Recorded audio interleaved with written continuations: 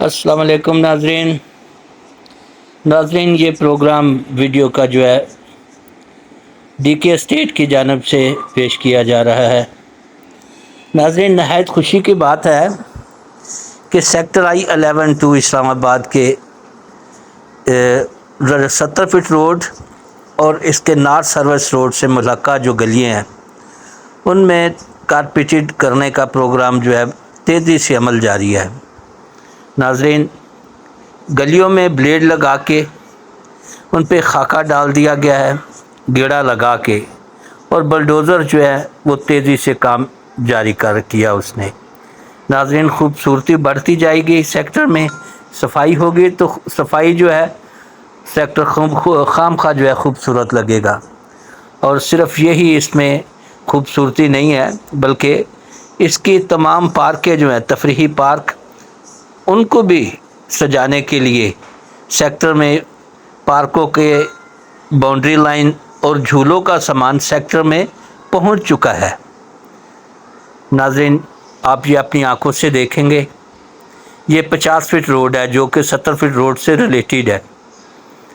ये मशीनरी लगी हुई है, इस पे ये गेड़ा डाल रहे हैं।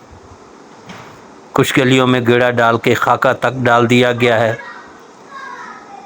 बस दिनों की बात है, चंद रोड्स वगैरह कारपेटेड हो जाएंगे, सेक्टर जो है नीट हो जाएगा। और ये हम आपकी खिदमत में जो प्रोग्राम पेश करते हैं ये CDA सेक्टर से मुतल्लक प्रोग्राम है जो कि DK एस्टेट एंड बिल्डर्स की जानब से पेश किया जाता है। हम बहुत मशकूर हैं कि आप अपना कीमती वक़्त निकाल के हमारा प्रोग्राम देखते हैं।